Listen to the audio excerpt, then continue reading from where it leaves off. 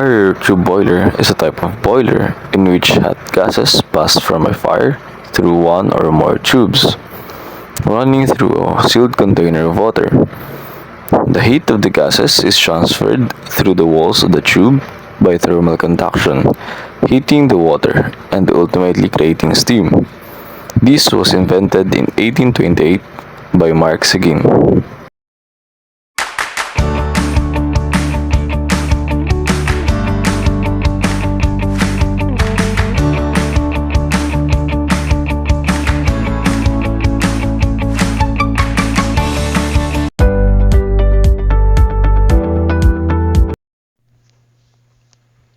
Before starting the boiler system, a proper inspection is essential to ensure safety, efficiency, and smooth operation. Let's begin with the inspection phase. Area and external. Start with the general cleanliness of the area and external inspection of the boiler. Look for any visible damage, corrosion, or loose components.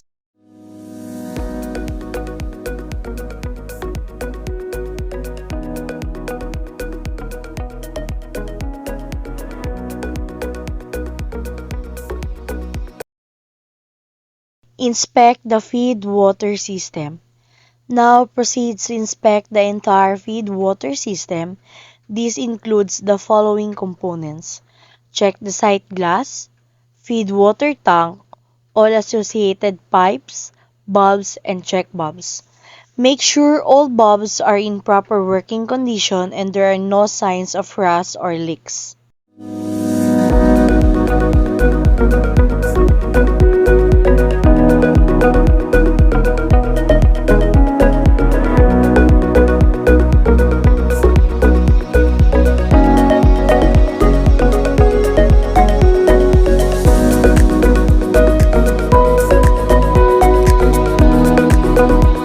Inspect the fuel system.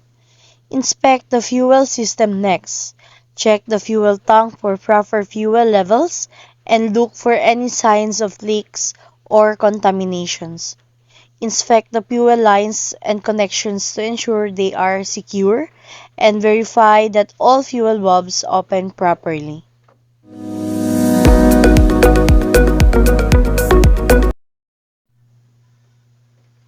Lastly, inspect or check the electrical wiring. Make sure all connections are secure and that there are no exposed wires, burns, or signs of overheating. Confirm that all indicator lights, switches, and control panels are functional.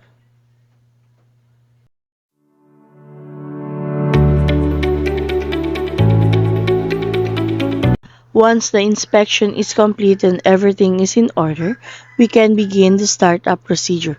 This must be done step by step to ensure a safe and smooth operation. Begin by turning on main breaker. This activates power to entire boiler system. Next, turn on the circuit breaker to power the boiler control and panel and monitoring systems.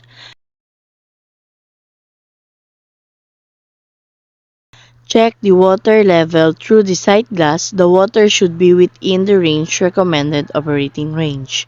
You can use the TriCox as an optional method to confirm the water level, but the sight glass should be your primary reference. Set feed pump to auto. Make sure the feed pump is set to auto mode. This allows the system to regulate water input automatically depending on demand. Next is open the air vent valve. This is important to release any air trapped inside the boiler. Air pockets can interfere with steam production and pressure balance. Turn on the burner. Now it's time to turn on the burner. Once ignited, monitor the flame through the observation port to ensure proper combustions. Also keep an eye on the pressure gauge and temperature gauge.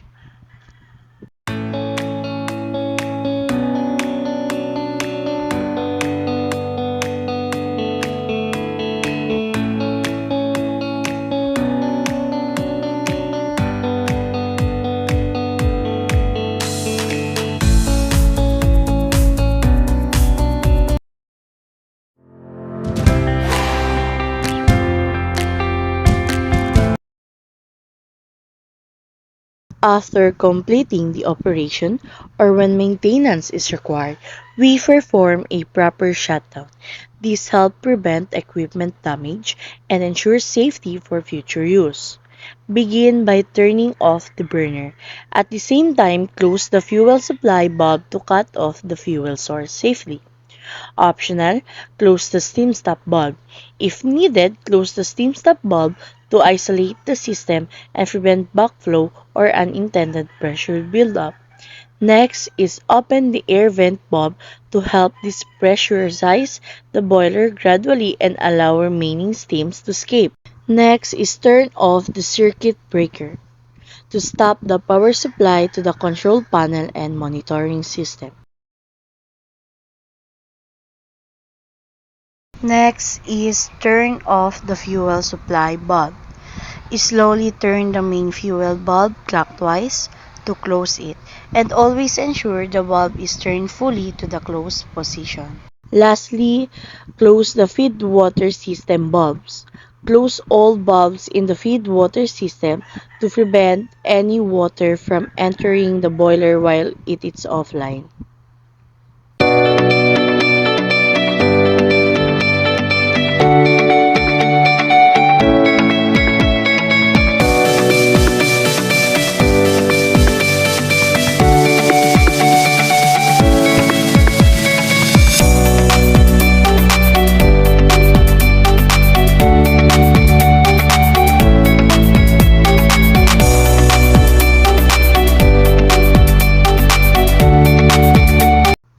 Turn off the main breaker to fully disconnect the power supply from the boiler unit.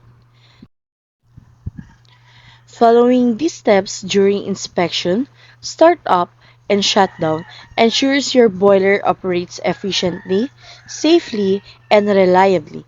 Always follow standards operating procedures and safety guidelines every time. Thank you.